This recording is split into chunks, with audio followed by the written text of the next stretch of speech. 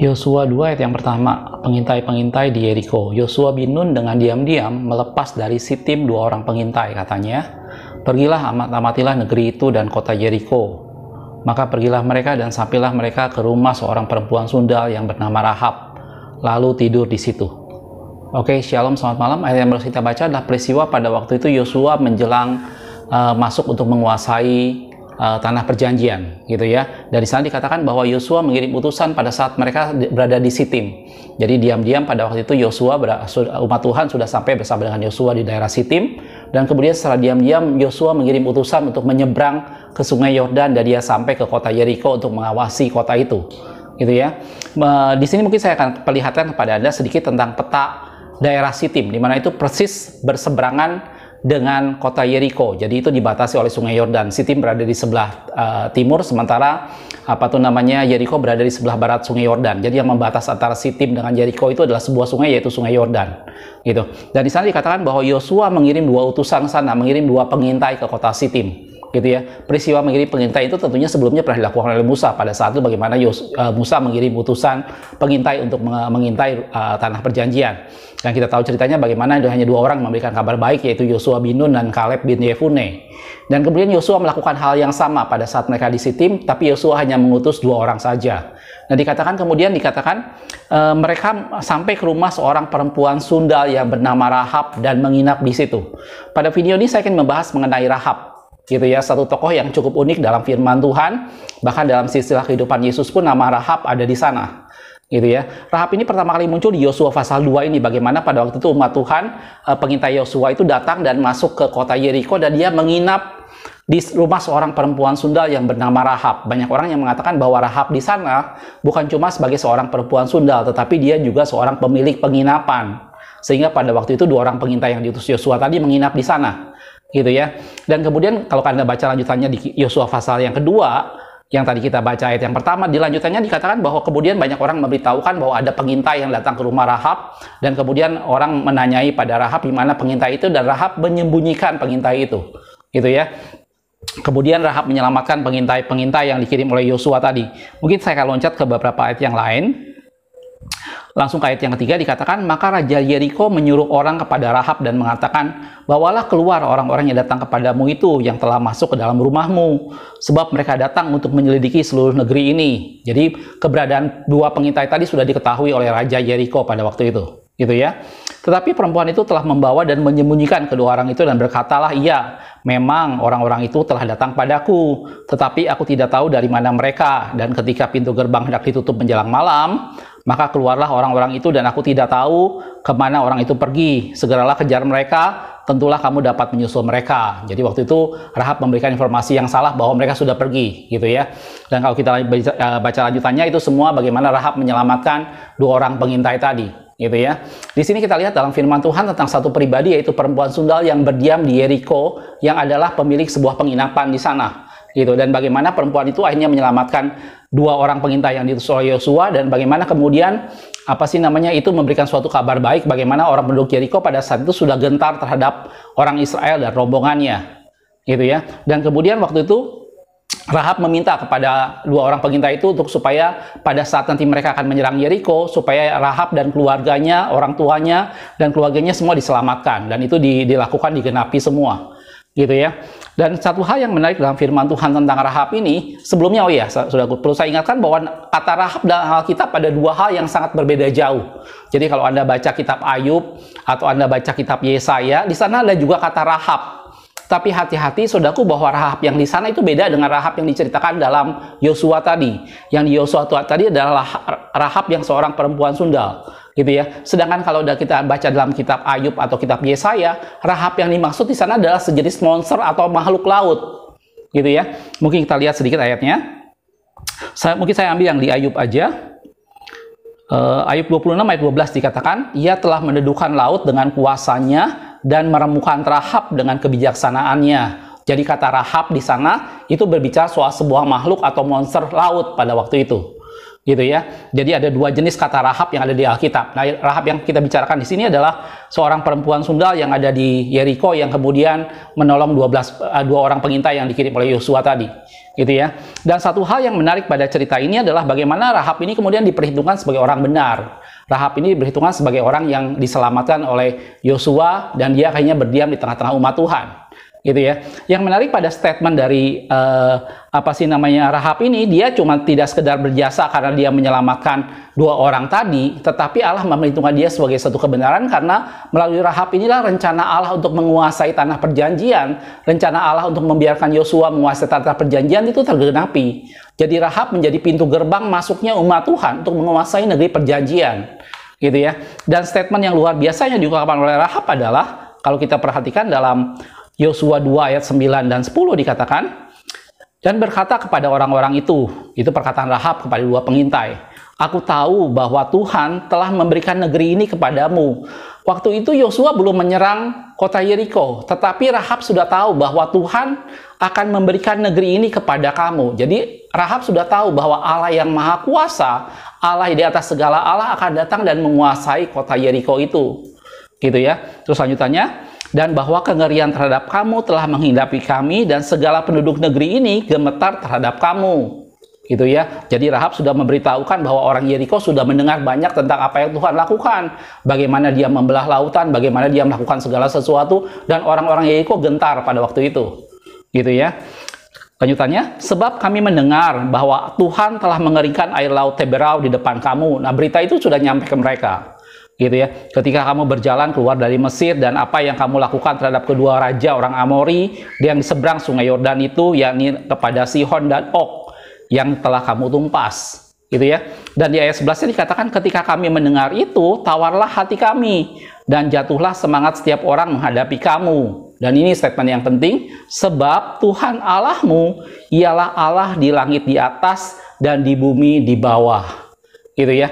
Di sini kalau kita perhatikan, Rahab ini menjadi sesuatu yang istimewa bukan karena dia semata-mata menyembunyikan kedua pengintai itu, tetapi karena Rahab mengakui kekuasaan Allah. Karena Rahab mengakui bahwa Allah itu adalah Allah yang menguasai langit di atas dan bumi di bawah, dan dia tahu persis bahwa Allah akan memberikan tanah Yeriko itu kepada umat Tuhan pada waktu itu, gitu ya. Dan kalau kita lihat ceritanya bagaimana kemudian dua pengintai itu kembali dan memberitahukan kepada Yosua bahwa penduduk Yeriko sudah tawar hati dan gentar menghadapi mereka. Dan kemudian kita tahu bagaimana Yosua menaklukkan kota Yeriko itu. Sebelumnya mereka bersama-sama menyeberang sungai Yordan, dan pada saat itu sungai Yordan terbelah. Dan dalam firman Tuhan dikatakan, pada saat itulah Allah meninggikan nama Yosua, Allah mengangkat Yosua di depan mata seluruh orang Israel, gitu ya. Dan kemudian kita tahu bagaimana dengan sesuatu hal yang dramatis, aslinya kota Yeriko dikuasai selama 7 hari, 6 hari mereka hanya memutari 1 kali, tetapi pada hari yang ke-7 mereka memutarinya 7 kali dan mereka bersorak, dan pada waktu itu kota Yeriko dikuasai,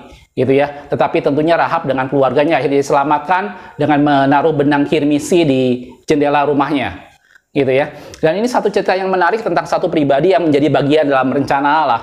Satu pribadi yang adalah seorang perempuan sundal, yang adalah seorang perempuan kafir yang tidak mengenal Tuhan, tetapi dia mendengar cerita tentang bagaimana Allah Israel melakukan perkara yang dahsyat. Dia mendengar cerita bagaimana Allah membelah lautan, dan dia tahu bahwa itulah Allah yang sebenarnya. Dan dia tahu itulah Allah di atas segala Allah, dia Allah langit di atas dan bumi di bawah. Dan pengakuan itulah yang membuat Rahab dibenarkan, gitu ya. Jadi kalau kita lihat beberapa ayat firman Tuhan tentang Rahab ini di bawahnya, dalam Ibrani 11 ayat 31 dikatakan, karena iman maka Rahab perempuan sundal itu tidak turut binasa bersama dengan orang-orang durhaka, karena ia telah menyambut pengintai-pengintai itu dengan baik. Sekali lagi, Rahab melakukan itu karena dia melihat ini pengintai yang datang dari Yosua, yang adalah umat Allah, yang Allahnya adalah Allah Israel, yang melakukan tanda mujizat, yang membelah lautan di depan banyak orang, gitu ya. Dan itu diperhitungkan sebagai iman, gitu ya, karena Rahab mengakui kenyataan itu. Dalam Yakobus 2 ayat 25 dikatakan, dan bukankah demikian juga dengan Rahab pelacur itu dibenarkan karena perbuatan-perbuatannya, ketika dia menyembunyikan orang-orang yang disuruh itu dalam rumahnya, lalu menolong mereka lolos melalui jalan yang lain. Jelas, saudaraku? Ini salah satu contoh kisah dalam firman Tuhan tentang seorang perempuan yang mungkin di mata masyarakat pada zaman itu termasuk perempuan yang terpinggirkan dengan profesinya yang tidak terlalu bagus, yaitu sebagai perempuan sundal. Tetapi bagaimana dia menyerahkan dirinya dalam mengikuti suatu rencana Tuhan. Dia melihat bahwa Allah punya rencana untuk menguasai kota Yeriko melalui umat Tuhan, melalui putusan Yosua, yaitu 2 pengintai tadi. Dan Rahab menyerahkan itu. Jadi kalau saya bisa bayangkan, sebenarnya Rahab itu adalah orang pertama di Yeriko yang menyerahkan hidupnya dan tunduk pada penguasaan Tuhan, pada penguasaan Yosua pada waktu itu. Jadi sebenarnya dengan kata lain, sebelum Yeriko diruntuhkan, Rahab sudah menyerahkan dirinya, dalam arti kata dia sudah menyerah dengan Yosua pada waktu itu. Dan itu membuka jalan bagaimana kemudian akhirnya seluruh kota Yeriko itu dikuasai penuh oleh umat Tuhan. Gitu ya. Dan tadi saya sudah katakan bahwa Rahab ini dibenarkan bukan semata-mata karena dia menyembunyikan. Betul, tindakan yang dia lakukan dia adalah menyembunyikan 2 pengintai tadi. Tetapi dia dibenarkan karena dia menyembunyikan, karena dia tahu siapa orang yang dia sembunyikan. Dia bukan semata-mata menyembunyikan pencuri, dia bukan semata-mata menyembunyikan seseorang yang melakukan kejahatan, bukan. Tetapi dia menyembunyikan 2 orang yang adalah utusan Yosua yang datang untuk merebut kota itu karena kehendak Tuhan. Dan dia mengerti persis bahwa mereka adalah orang-orang yang akan melaksanakan kehendak Tuhan, dan Rahab bertindak sebagai satu pribadi yang mendukung rencana Tuhan. Rahab bertindak sebagai satu pribadi yang mengakui keberadaan Tuhan dan kekuasaannya sebagai Allah di langit di atas dan bumi di bawah. Dan itulah yang membuat Rahab dibenarkan. Gitu ya. Dan kalau kita lihat cerita ini menjadi sesuatu hal yang luar biasa. Akhirnya kota Yeriko dikuasai dan kemudian Rahab tetap ada di sana. Dan tadi saya udah katakan, Rahab ini kemudian menikah dengan Salmon dan dari sana lahir Boas, gitu ya. Dan kalau kita lanjutkan ceritanya itu sampai kepada Isai, Obed, Isai dan selanjutnya, gitu ya. Jadi kalau kita lihat dalam silsilah Yesus itu di dalam Matius 1 ayat 5 dikatakan Salmon memperanakan Boas dari Rahab. Gitu ya. Boas memperanakan Obed dari Rut, Obed memperanakan Isai, dan kita tahu dari Isai kemudian lahir Daud. Jelas saudaraku. Jadi ini satu tokoh penting dalam firman Tuhan yang mungkin profesinya di mata masyarakat bukan sesuatu profesi yang terhormat. Profesinya di mata orang pada waktu itu bukan sesuatu profesi yang bisa dibanggakan, bahkan mungkin dianggap sampah masyarakat pada zaman itu. Tetapi itulah satu pribadi yang tahu akan rencana Tuhan. Itulah satu pribadi yang tidak mau menghalangi terbentuk rencana Allah digenapi atas umat Tuhan. Gitu ya. Dan Rahab memilih untuk percaya pada Allah Israel. Rahab memilih untuk tidak menghalangi rencana Tuhan. Rahab memilih untuk mendukung rencana Tuhan bahwa Yeriko akan dikuasai oleh Allah. Karena dia mengakui itulah Allah Israel, Allah langit di atas dan bumi di bawah. Allah yang membelah lautan di depan mereka pada saat mereka keluar dari Mesir. Dan tindakan Rahab ini dibenarkan oleh Allah. Gitu ya saudaraku ya. Nah ini cerita yang bagus yang kita lihat dari satu pribadi, yaitu Rahab. Dan ini pelajaran buat kita semua, bahwa apabila Anda dan saya kita menyerahkan diri pada rencana Tuhan, Allah tidak memandang latar belakang kita seperti apa. Allah tidak memandang keberadaan kita seperti apa.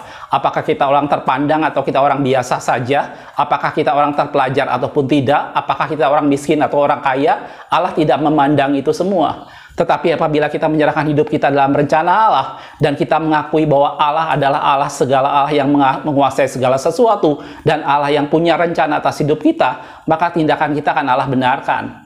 Gitu ya. Dan dalam firman Tuhan dikatakan, barang siapa ada dalam Kristus, dia menjadi ciptaan yang baru. Karena yang lama sudah berlalu, dan yang baru sudah datang. Kita lihat ayatnya saudaraku. Itu ada di dalam 2 Korintus 5 ayat 17. Jadi siapa yang dalam Kristus, ia adalah ciptaan baru. Yang lama sudah berlalu, sesungguhnya yang baru sudah datang. Jangan terpaku pada masa lalu kita. Anda dan saya dipanggil Tuhan dengan masa lalu yang berbeda-beda. Seperti Rahab tadi, mungkin masa lalunya bukan suatu masa lalu yang bagus. Gitu ya. Tetapi tatkala dia menyerahkan diri pada rencana Tuhan, tatkala dia membantu orang-orang untuk menggenapi rencana Tuhan, maka Allah memperhitungkan itu sebagai satu kebenaran. Jangan hanyut dengan masa lalu kita, entah masa lalu yang buruk, entah masa lalu yang gila gemilang, gitu ya. Tapi biar kita melihat bahwa Allah menjadikan sesuatu yang baru. Dan tadi kata firman Tuhan dikatakan, barang siapa ada dalam Kristus, maka dia menjadi ciptaan yang baru. Yang lama sudah berlalu, sesungguhnya yang baru sudah datang. Kalau anak-anak muda sekarang sering ngomong, ayo move on, gitu ya. Ya, kita jangan sampai gagal move on, gitu ya. Anak-anak Tuhan kita juga harus belajar. Kita jangan hanya larut dengan kenangan-kenangan masa lalu tentang sesuatu hal yang baik atau sesuatu hal yang buruk. Bukan berarti kalau sebelumnya kita melakukan sesuatu yang buruk, maka kita akan melakukan yang buruk kembali. Tidak. Allah memberi kita kesempatan untuk melakukan sesuatu yang baik. Sebaliknya, jangan kita berpikir kalau kita sudah melakukan sesuatu yang baik, maka selanjutnya kita akan melakukan sesuatu yang baik terus. Tidak, kita tetap harus berjaga-jaga dan kita tetap harus mengandalkan Tuhan supaya jangan sampai kita melakukan sesuatu yang buruk. Jelas, saudaraku, masa lalu adalah sesuatu yang semua kita sudah jalani dan kita harus biarkan itu semua berlalu karena firman Tuhan katakan kita sudah menjadi ciptaan yang baru. Gitu ya. Dalam Galatia 6 ayat 15 dikatakan, sebab bersunat atau tidak bersunat tidak ada artinya, tetapi menjadi ciptaan baru itulah yang ada artinya. Jelas, saudaraku, beberapa lama ini mungkin Anda sempat mendengar tentang satu kasus salah seorang komedian kita yang ditangkap karena kasus narkoba, dan kemudian saya banyak mendengar juga bahwa dia membuat channel YouTube bersama dengan seorang hamba Tuhan, yaitu Pendeta Yeri Pati Nasarani, gitu ya. Nah, Pendeta Yeri ini menjadi sesuatu hal yang baik, bagaimana dia pernah punya masa lalu yang buruk, tetapi kemudian Tuhan mengubahkan itu semua, dan dia menjadi satu pribadi yang terbeban melayani orang-orang yang ketergantungan terhadap obat-obatan, gitu ya. Dan dari ini semua menjadi gambaran bahwa Allah bisa memakai siapa saja apabila kita menyerahkan hidup kita dalam rencana Tuhan, apabila kita membiarkan rencana Allah tergenapi dalam kehidupan kita, dan kita menyerahkan hidup kita dan biarkan Roh Allah memimpin kita dan menggenapi rencana Tuhan. Gitu ya. Keberadaan Rahab sebelumnya, apa yang dia lakukan dalam kehidupan sebelumnya, itu sama sekali Allah tidak perhitungan lagi. Sementara dia mengakui keberadaan Allah, sementara dia menyerahkan dirinya untuk menggenapi rencana Allah, maka Allah memperhitungkan itu sebagai satu kebenaran dan namanya tertulis dalam firman Tuhan. Dan begitu juga ada dan saya, saudaraku. Mari siapapun Anda, dimanapun Anda, bagaimanapun keadaan kita, apabila kita menyerahkan hidup kita dalam pimpinan Tuhan, Allah memakai kita, Allah bisa menggunakan kita sebagai alatnya bagi kemuliaan namanya. Ya, mari kita bergantung pada Tuhan, mari kita cari rencana Tuhan dalam kehidupan kita sehari-hari, dan jadikan kita satu pribadi yang melihat satu hal yang baru yang Tuhan sediakan. Jangan gagal move on. Mari move on dan lihat bahwa Allah menyediakan sesuatu yang baru. Sesungguhnya yang baru sudah datang, yang lama sudah berlalu. Jelas, saudaraku? Makasih sudah menonton. Kita ketemu di video berikutnya. Tuhan Yesus memberkati.